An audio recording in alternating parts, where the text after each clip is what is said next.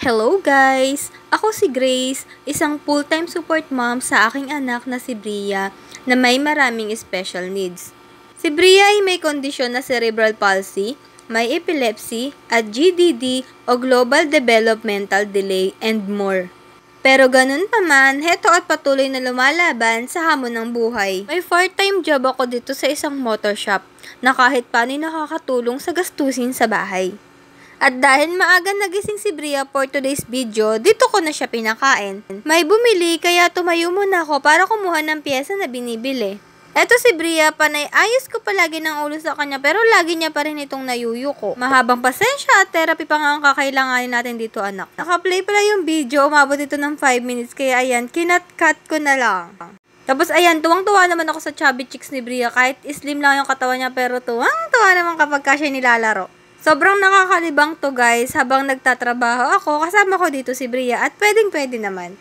Nalilibang din dito si Bria guys, kahit alam niyang sobrang busy ako, at least kahit paano, nabibigyan ko pa rin siya ng oras. At may pagkakataon na dito ko na rin siya tinetherapy kapag ka may time at wala namang gaanong customer. Kaya guys, punta na kayo dito para magpagawa. Oink! Ayan, kakaayos ko lang sa ulo niya pero nayuko na naman niya ito kaya kinarga ko na lang si Bria. Pagkatapos niyang kumain ay bigla na lang inantok ang batang to. Heto at papatulog na nga si Bria kaya naman ibababa ko na siya para ako'y makapaglinis dito sa shop. Masaya na si Bria guys kahit paano'y nakapaglaro kami kahit busy naman ang mami niya. Pagkatapos nga ibinaba ko na dito si Bria sa kanyang stroller para makapaglinis na ako habang naghihintay ng customer para hindi ako maboard. Happy tummy naman ng bata kaya move na ako sa gawain ko. May time man na nai-stress ako sa mga gawain ko pero hinay-hinay lang at saka isa-isa lang magagampanan ko din lahat yan. Basta kailangan ko lang talaga may oras ako kay Bria, may oras sa pagtatrabaho at may oras sa gawaing bahay. Busy man ako sa pagiging nanay ko, kayang-kaya naman. Heto at nakikita ko pa nga nag-i-smile ang anak ko, pampawala ng pagod.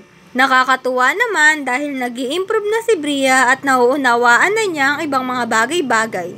Hindi man naging madali yung journey namin pero pilit naming kakayanin ito lalo na't lumalaban talaga si Bria. Habang nasa stroller si Bria, nakakapaglinis naman ako, nagwalis muna ako bago maglampaso tapos wawalisan ko na lang ulit yung mga naiwang dumi. Nakakatuwa naman dahil sa moment na ito, kasama ko si Bria kahit napaka-busy ko talaga. Hala, sige, linis lang ng linis. Ang dami talaga naiipon na alikabok dito sa ilalim kaya inisa-isa ko na yung tapalodo at saka ko na mawinalasan nito para malampaso na. Nakakasipag pala talaga kapag may video. Hala, char! Dapat kahit walang video, masipag pa rin tayo pero may mga time talaga na tinatamad akong gumalaw or kumilos. Minsan ay pagkakataon na wala rin talaga akong ganang maglinis at mag-asikaso. Ewan ko ba? Marahil, kailangan ko din talagang alagaan yung sarili ko para mas maging buo yung pag-aalaga ko kay Bria. Nakakalimutan ko na kasing alagaan at bigyan ng oras ang sarili ko. Heto, tulog na tulog pa rin ang Madam Bria ko kaya naman sumalampak muna ako dito. Napagod na kaya eto, nag-inhale and exhale. Pag pala naglilinis at nagpupunas-punas ako dito sa shop, ang daming bumibili kaya naman dapat lagi nating sisipagan pa. Habang nakaupo ako, pinagmamasdan ko dito si Bria kaya naman nangingiti-ngiti ako. At heto, nandito na kami sa bahay, si Daddy Bon naman yung magbabantay sa shop. Mag-aalaga naman ako at yung iba kong gawaing bahay ay magagawa ko na.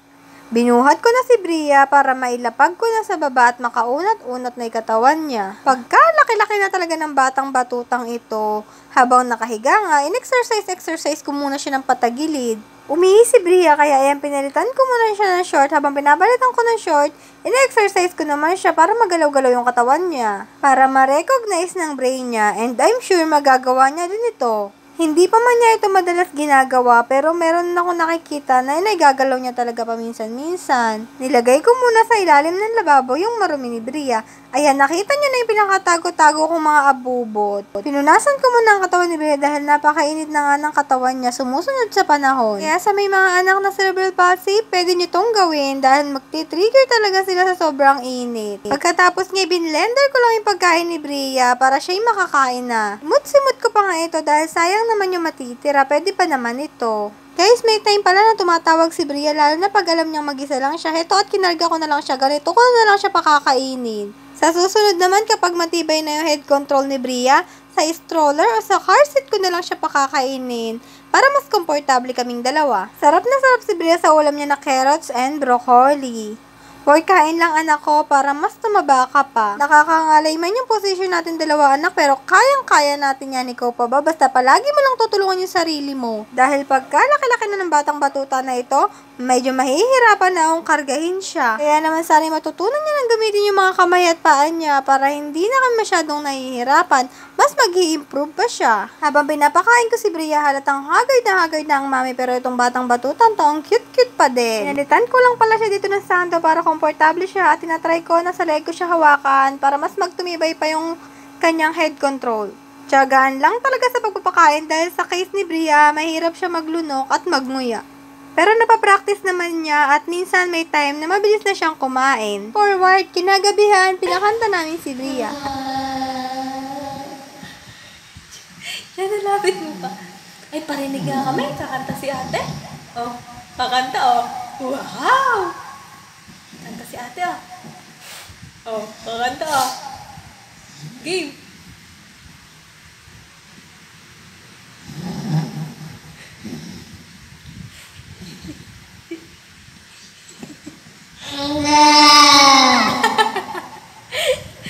Galing mo naman, anak. Kanta.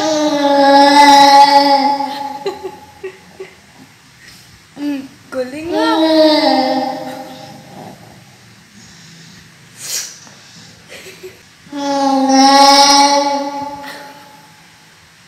Galing mo kakanta.